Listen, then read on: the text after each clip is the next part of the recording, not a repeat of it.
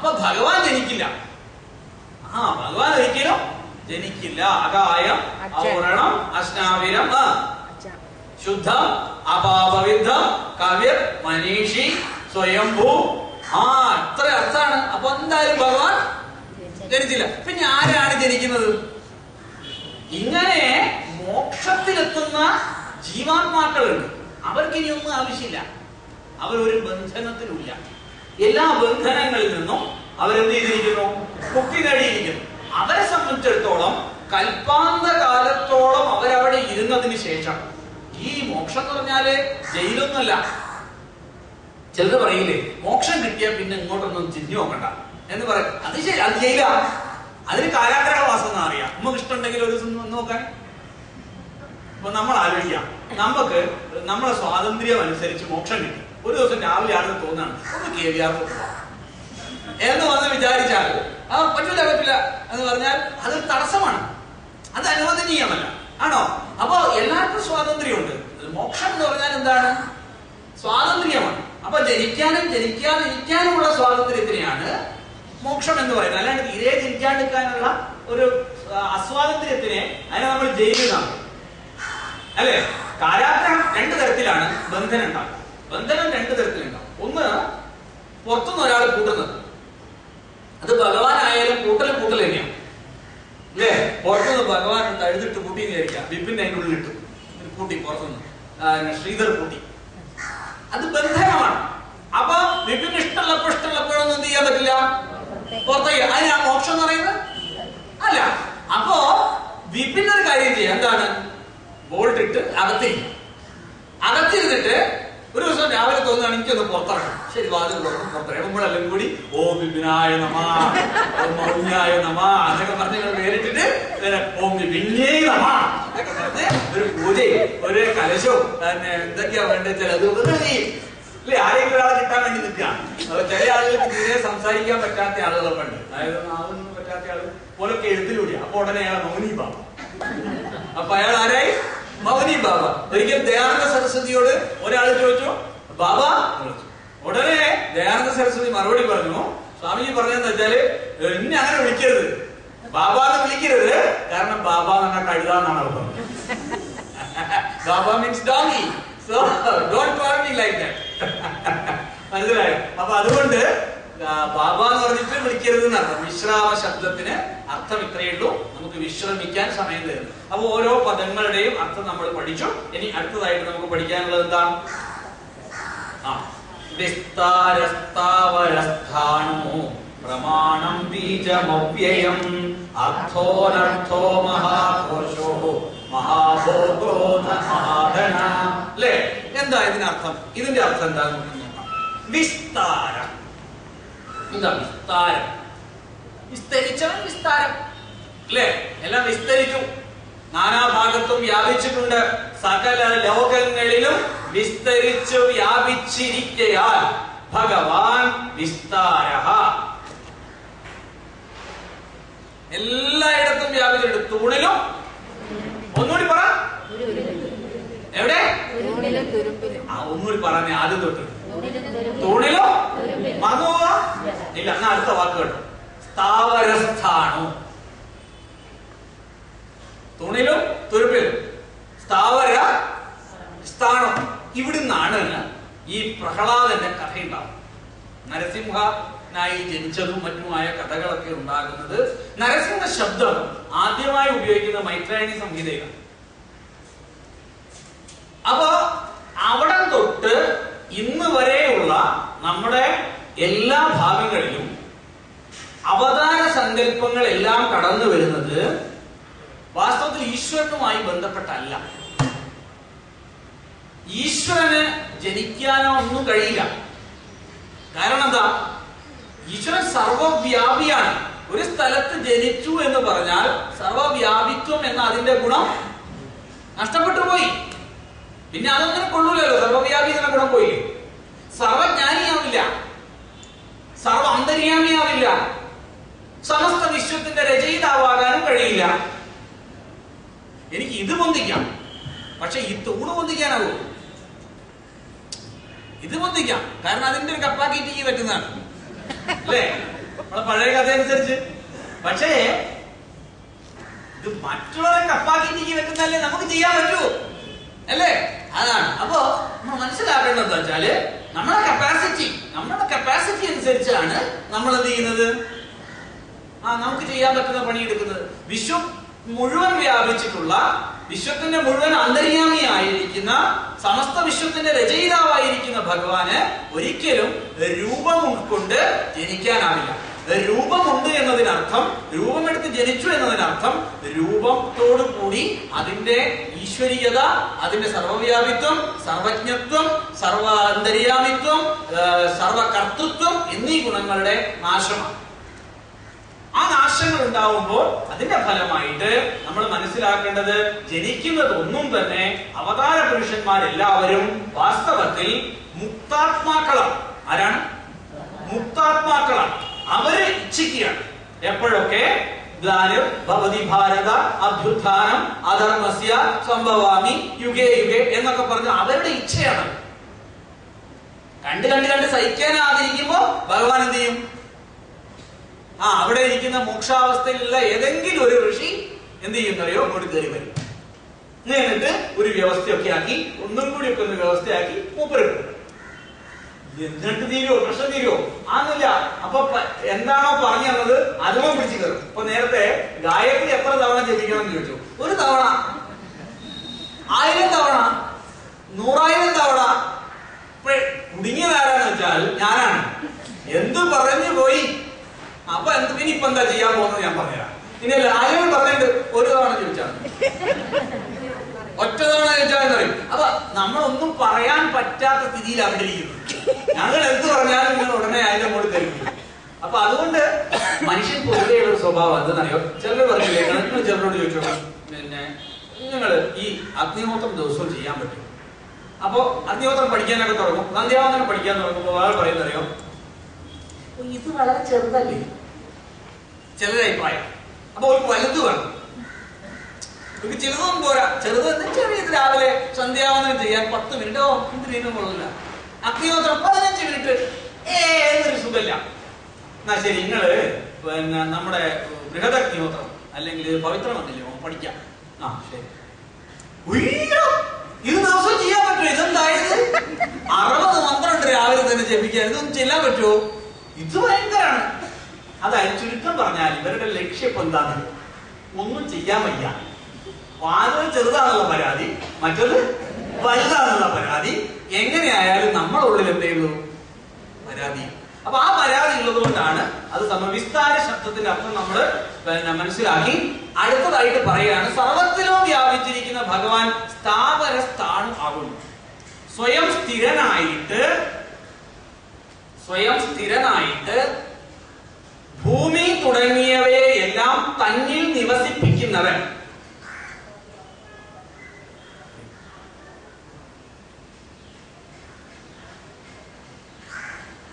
ഭൂമി തുടങ്ങിയവയൊക്കെ തന്നിൽ സ്ഥിതമാക്കി വെക്കുന്നവനാണ് ഭഗവാൻ. തസ്മിൻഹ തസ്തുർ ഭുവനാനി വിശ്വ എന്ന് യജുർവേദത്തിൽ കേട്ടിട്ടുണ്ടോ? മാത്രം ഇല്ല, കേട്ടില്ല. ഇത് കേട്ടില്ല. അരുൺ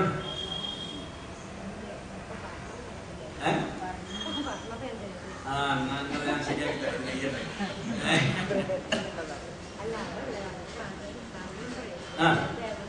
അങ്ങനെ അപ്പൊ അത്രയുള്ളൂ എന്റെ അർത്ഥതാണ്.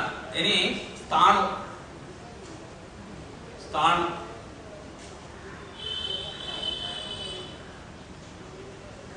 സ്ഥാനം എന്ന് പറഞ്ഞാൽ സ്ഥിരമായ.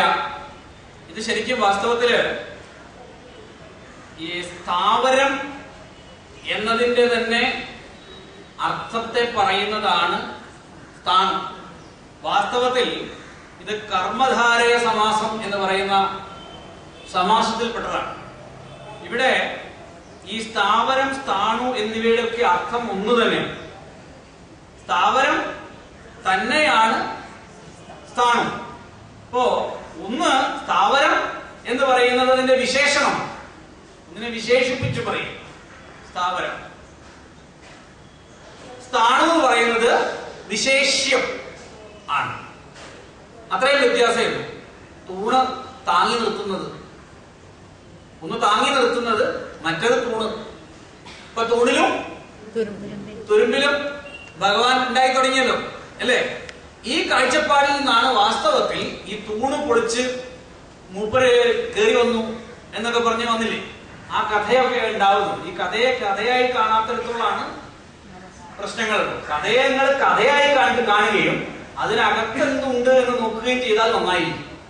അപ്പൊ അതാണ് ഇവിടെ, അതാണ് ഈ പ്രഹ്ലാദന്റെ കഥയിൽ പറയുന്ന തൂണിലുണ്ട് തുരുമ്പിലുണ്ട് എന്ന് പറഞ്ഞ് ഈ തൂണിലുണ്ടോ എന്ന് ചോദിച്ചു. അപ്പൊ അദ്ദേഹം പറഞ്ഞ തൂണ് ഈ കാണുന്ന പ്രപഞ്ചത്തെ മുഴുവൻ താങ്ങി നിർത്തുന്ന തൂണാണ്. ആ തൂണില് അദ്ദേഹത്തിനെ, ഈ പ്രഹ്ലാദനെ രക്ഷിക്കാൻ വേണ്ടിയിട്ട് ഭഗവാൻ വന്നു എന്ന് പറയുന്നത് ഈ പ്രപഞ്ചത്തെ താങ്ങി നിർത്തുന്ന തൂണിൽ നിന്നാണ്. അതാണ് ഭഗവാൻ. അല്ലാതെ നമ്മൾ വിചാരിക്കുന്നത് പോലെ ആ രാജകൊട്ടാരത്തിന്റെ ഒരു തൂണിന് ഗറുനോക്കി എന്നൊരു അടി കൊടുത്തു, ഉടനെ അതിൽ നിന്ന് ഒരുത്തൻ ചാടി ഇറങ്ങി വന്നു, എന്നിട്ട് ആഹാ നിന്നെ കൈകാര്യം ചെയ്ത് കളയാന്ന് പറഞ്ഞിട്ട് ഇങ്ങനെ കീറി എന്നിട്ട് അതിന്റെ ഫോട്ടോയും നാട് മുഴുവൻ. അത് കാണുമ്പോ ഭഗവാനെ എന്നുള്ള ഭക്തി വരികയും ചെയ്യും.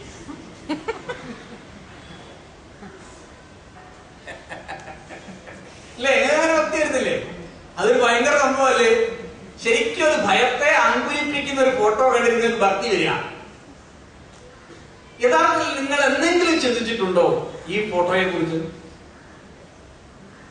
ഉടനെ ഭഗവാനെ എന്നിങ്ങനെ തൊഴാന്നല്ലാതെ എന്തെങ്കിലും ഇങ്ങനെ ഒരു രൂപത്തെ കുറിച്ചോ, ഇത് എന്തുകൊണ്ടായിരിക്കും ഇങ്ങനെ ഒരു രൂപം, ഇത് യഥാർത്ഥത്തിൽ ഇങ്ങനെയാവോ, പിന്നെ അത്രയും ബീഭത്സമായ ഒരു രൂപം, അതായത് വയറ് പിളർക്കുന്ന രൂപം, എന്നിട്ട് അതിന് ചോര ഇങ്ങനെ പുറത്തേക്ക് പൊഴിയുന്ന രൂപം, ഈ രൂപം കാണുന്ന സമയത്ത് നിങ്ങൾക്ക് ഭക്തി വരുന്നു എന്നൊരു തെറ്റിദ്ധാരണ, നിങ്ങൾക്ക് പേടി വരുന്നു. അതാണ് നിങ്ങൾക്ക് ഭയം വരുന്നത്. പക്ഷെ ഭക്തി വരുന്നു നിങ്ങൾ പറയുന്നു. എന്നിട്ട് ഭഗവാനാണല്ലോ എന്ന് വിചാരിച്ചിട്ട് നമ്മൾ ആരോപിച്ചിട്ടുണ്ട് വരുത്തും. അതാണ് കറക്റ്റ്. Very good. ആണല്ലോ എന്ന് വിചാരിച്ചിട്ട് അയ്യോ ഭഗവാനാണല്ലോ ഈ പണിയൊക്കെ ചെയ്യുന്നത്. അതുകൊണ്ട് നോക്കൂ, ആലോചിച്ചോ, കെട്ടിച്ചമച്ച് നമ്മൾ എവിടെ ചമച്ചു, എന്തൊക്കെ ചമച്ചു എന്ന് ആലോചിച്ചോക്കട്ടെ അല്ലെ? ഭഗവാനെ കെട്ടിച്ച് നമ്മൾ എവിടെ എത്തിച്ച്? 16,008 കഴിപ്പിച്ചു. ഒന്നൊന്നും തൃപ്തിയില്ലാത്തത് കൊണ്ട് ഒരു കഴിപ്പിച്ചു, 2 കല്യാണം കഴിപ്പിച്ചു, 3 കല്യാണം കഴിപ്പിച്ചു, 1008 എത്രയാ? 16,008. 9 കിട്ടാത്ത ആക്കി. ആലോചിച്ച് ഞാൻ പലപ്പോഴും ഭഗവാൻ മരിച്ചു സർക്കാർ കൂട്ടിപ്പോകും, വിധവാ പെൻഷൻ കൊടുത്തിട്ടേ. സർക്കാർ ഒഴിഞ്ഞു പോകും. കാരണം വെച്ചാൽ ഇത്രയും വിധവാ പെൻഷൻ കൊടുക്കട്ടെ. ഈ ഒരൊറ്റ ആൾ മരിച്ചാൽ 16,008 വിധവാ പെൻഷൻ കൊടുക്കട്ടെ. ഒരാൾക്കാണ് തിരക്കേടില്ല, 16,008 ആൾക്ക് നിങ്ങൾ വിധവാ പെൻഷൻ കൊടുക്കണം സർക്കാർ, അല്ലെങ്കിൽ നിങ്ങൾ സർക്കാർ കൊടുക്കണേ. അങ്ങനെയല്ലോ ജീവിച്ചിരിക്കുന്ന അച്ഛനെ നോക്കാൻ ഇവിടെ എന്തില്ല, ഒരു അരയും കിട്ടുമോ? എനിക്ക് അച്ഛൻ തീരെ സുഖമില്ലാണ്ട് ആശുപത്രി കിടക്കുകയാണ്, അതുകൊണ്ട് എനിക്ക് ഒരു ഒഴിവ് വേണം. അതായത് അതിനെന്തുണ്ടാകാൻ പാടില്ല, യാതൊരു തരത്തിലുള്ള പിന്നെ പൈസയൊന്നും കൊടുക്കരുത്, അങ്ങനെയുള്ള ഒരു ലീവ് കിട്ടുമോ? ഇല്ല. മരിച്ചു പോയ ഒരാൾക്ക് ബലിയിടാൻ വേണ്ടിട്ട് 1/2 ലീവ് സർക്കാർ കൊടുക്കുന്നു. ഒരു ലീവാക്കി, ഒരു ലീവ്. അപ്പൊ ശ്രദ്ധയോടുകൂടി ജീവിച്ചിരിക്കുമ്പോ ശ്രാദ്ധം ചെയ്യാൻ നിങ്ങൾ സമ്മതിക്കൂല. മരിച്ചു കഴിയട്ടെ എന്ന് കാത്തിരിക്കാൻ നിങ്ങളൊക്കെ താല്പര്യമാണെന്നാണ്.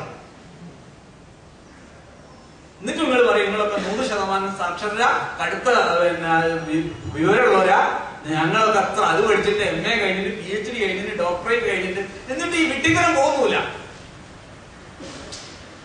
ഈ വിട്ടിത്തരങ്ങൾ ഒരിക്കലും പോയി പോകുന്നില്ല. എല്ലാ വിട്ടിത്തരങ്ങളും നമ്മളെ കയ്യിൽ നമ്മൾ സുരക്ഷിതമായി വെച്ചിട്ടുണ്ട്. അപ്പൊ ഭയത്തിൽ നിന്നാണ്, ഭക്തിയിൽ നിന്നല്ല പലപ്പോഴും സാധന ജനിക്കുന്നത്. ഭക്തിയിൽ നിന്ന് ജനിക്കുന്ന സാധനയ്ക്ക് മാത്രമേ നമുക്ക് എന്തുണ്ടാവുള്ളൂ, ആ രസത്തെ നുകരാൻ പറ്റും. പ്രേമത്തിൽ നിന്നുണ്ടാവുന്നു. ഭഗവാനോട് നമുക്ക് സനപ്പിദേവ സൂനവേ സുപായനോ ഭവ എന്ന മന്ത്രം ചൊല്ലുമ്പോണ്ടാവുന്ന ആ ഒരു ഭാവം ഉണ്ടല്ലോ. അതായത് അച്ഛനും അമ്മയും, ഞാനും അച്ഛനും അമ്മയും, എന്റെ അച്ഛനും അമ്മയാണ് ഭഗവാൻ. ത്വമേവ മാതാജ പിതാ ത്വമേവ, ത്വമേവ ബന്ധുശ്ച സഖാ ത്വമേവ, ത്വമേവ വിദ്യാ ദ്രവിണം ത്വമേവ, ത്വമേവ സർവം മമ ദേവദേവ എന്ന് പറയാനുള്ള ഭാവത്തെക്കാൾ നമുക്ക് ചിലർ പറയും ചില മന്ത്രദീക്ഷ കിട്ടി ജപിക്കുക, അതൊരു കുടുക്കാ. ചിലപ്പോ ഇമ്മായി ഓരോ കൊടുത്തു പോയി പെടാനാണ് നിങ്ങൾക്ക് താല്പര്യം. ഞങ്ങൾ പോലുള്ള ആചാര്യന്മാർ നിങ്ങളെ കൊടുക്കാൻ വേണ്ടി നിൽക്കുന്നവരുമാണ്. നിങ്ങൾ വന്ന് കുടുങ്ങിക്കഴിഞ്ഞാൽ തലക്ക് പിടിച്ചു കഴിഞ്ഞാൽ പിന്നെ ഞങ്ങൾ വിടുന്ന പ്രശ്നമില്ല. നിങ്ങൾ ഇതിന്റെ കുടുക്കിൽപ്പെട്ട് നിങ്ങളെ നാട് മുഴുവൻ തെണ്ടിച്ച് നിങ്ങളെ ബുദ്ധിമുട്ടിലാക്കി നിങ്ങളെ തകർക്കുന്ന രീതിയിലേക്ക് ഞങ്ങൾ കൊണ്ടുപോകും. നിങ്ങൾക്ക് ഭയമാണ്. അപ്പോഴും നിങ്ങളുടെ ഉള്ളിൽ ഭക്തി ജനിക്കുന്നില്ല. ഉപാസിക്കുന്ന ദേവതകളോടുള്ള ഭക്തിയേക്കാൾ ഇത് ജപിച്ചിട്ടില്ലെങ്കിൽ വല്ലതും സംഭവിക്കുമോ എന്ന ഭയത്താലാണ് പലരും ജപിക്കാറ്, അല്ലേ? അങ്ങനെ ജപിച്ചിട്ട് കാല് പോകുന്നവനും കൈ പോകുന്നവനും നീക്ക് നടക്കാൻ പറ്റാത്തവനുമായി തീരുന്ന ഈ നാട്ടിലെ ആളുകളാണ് വലിയ വിശേഷിച്ച് കൊട്ടിഘോഷിച്ചുകൊണ്ട് ഈ മന്ത്രസാധനയെയും ഈ തന്ത്രസാധനയെയും കൊണ്ടു നടക്കുന്നത്. എത്ര പറഞ്ഞാലും പഠിക്കില്ല, എങ്കിലും അതിനോടുള്ള അഭിനിവേശം തീരുകയുമില്ല. കാരണം എന്തെല്ലാമോ കിട്ടുമെന്നുള്ള ധാരണയാണ്. ഈ ജന്മത്തിലെ പാപത്തിന്റെ ഫലമാണ്. കഴിഞ്ഞ പൂർവജന്മാർജിതം പാപം വ്യാധി രൂപേണ ജായതേ. കഴിഞ്ഞ ജന്മത്തെ പാപമാണ് വ്യാധി രൂപത്തിൽ. വ്യാധി എന്നതിന് ശാരീരിക വ്യാധി എന്ന് മാത്രം കണക്കാക്കരുത്. മാനസിക വ്യാധിയും വ്യാധിയാണ്. ആ വ്യാധിയിൽ നിങ്ങൾ പോയി പെടുന്നതിന് കാരണം ഇത്തരത്തിലുള്ള വിശേഷമായ പദ്ധതികൾ കൊണ്ടാണ്. കഴിഞ്ഞു. ഇനി കൂടുതൽ നിങ്ങളോട് പറഞ്ഞാൽ നിങ്ങൾ എന്നെ അടിക്കുമെന്നതുകൊണ്ട് ഞാൻ കൂടുതൽ പറയുന്നില്ല. ഇനി പ്രമാണം.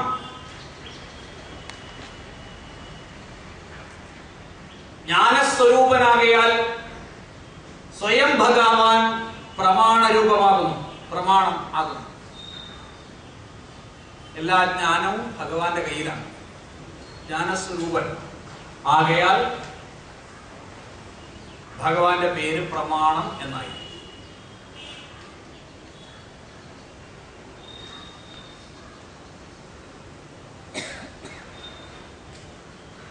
നോക്കൂ, ഈ കാണുന്ന വിശ്വത്തിലെ അളക്കാവുന്നതും രൂപം നൽകാവുന്നതും അറിവ് നൽകാവുന്നതുമായ എല്ലാ വസ്തുക്കളെയും അതതിന്റെ രൂപത്തിലും ഭാവത്തിലും സൃഷ്ടിച്ചിരിക്കയാൽ ഭഗവാൻ പ്രമാണമാണ്. പ്രകർഷേണ മാനമുള്ളവനാണ്, അളവുള്ളവനാണ്. നമുക്ക് അളവുണ്ടാക്കി തരുന്നവനാണ്. അളവുള്ളവനല്ല, അളവുണ്ടാക്കി തരുന്നവനാണ് ഭഗവാൻ. ഈ കാണുന്ന പ്രപഞ്ചം ഭഗവാനെ അപേക്ഷിച്ച് പരിമിതമാണ്. പരിമിതമെങ്കിലും അതിന് രൂപമുണ്ട്, അതിന് വളർച്ചയുണ്ട്, അതിന് ഒരു ഒടുക്കമുണ്ട്. അതിനെല്ലാം കൃത്യമായ മാനം, അളവ് കൊടുത്തിരിക്കുന്നുണ്ട്. ഈ കൃത്യമായ അളവും സംസ്കാരവും രൂപവും ഭാവവും കൊടുക്കയാൽ ജ്ഞാനസ്വരൂപനായതുകൊണ്ടാണ് ഭഗവാന് പരിമാണം എന്ന ശാസ്ത്ര പേര് കൊടുക്കാൻ കാരണം. ഈ ഭഗവാന്റെ ശൈലി പിന്തുടർന്നാണ് തയ്യൽക്കാർ ഷർട്ടിന് അളവെടുക്കുന്നതും അതേപോലെ ആശാരി ഒരു മേശ ഉണ്ടാക്കാൻ അളവെടുക്കുന്നതും. അതേപോലെ ഭഗവാനും ഈ പ്രപഞ്ചം ഉണ്ടാക്കുന്നതിന് മുമ്പ് അദ്ദേഹത്തിന്റെ ഒരളവ് ധ്യാനത്തിൽ അദ്ദേഹത്തിന് ഉണ്ടായിരുന്നു. ആ ധ്യാനത്തിൽ നിന്നാണ് ഈ കാണുന്ന ഭാവം ഉണ്ടായത് എന്ന് നാസതീയ സൂക്തം നമ്മൾ അന്ന് പഠിച്ച ഓർമ്മയുണ്ടോ? ഓർമ്മയുണ്ടോ? നാ വിദ്യതേ ഭാവോ എന്നൊക്കെ പറഞ്ഞ വിഷയത്തല്ലോ, ഓർമ്മല്ലേ? അങ്ങനെ ഉണ്ടാക്കിയ അളവിന്റെ പരിമാണത്തിന്റെ രൂപങ്ങളും ഭാവങ്ങളും എല്ലാം നൽകിയതായതുകൊണ്ട് ഭഗവാന് പരിണാമ എന്ന് പേരാണ്. ഷർട്ടടിക്കുമ്പോ അളവും, അല്ലേ? മേശ ഉണ്ടാക്കുമ്പോ അളവെടുത്തു, എത്ര മരം വേണമെന്ന് പറയും. ഇതൊക്കെ നമ്മൾ ലൗകികന്മാര് യഥാർത്ഥത്തില് ആരെ പിന്തുടർന്നാണ് ചെയ്യുന്നത്? ഭഗവാനെ പിന്തുടർന്ന് ചെയ്യുന്നതായതുകൊണ്ടാണ് നമ്മള് ഈ പറയുന്ന ഭഗവാന്റെ പേരായിട്ട് എന്ത് വന്നത്? പരിമാണ എന്ന പേര് ഉണ്ടായി. മനസ്സിലായോ? അപ്പൊ നമ്മുടെ സമയം കറക്റ്റ് 11:30. അപ്പൊ അത് പോയി.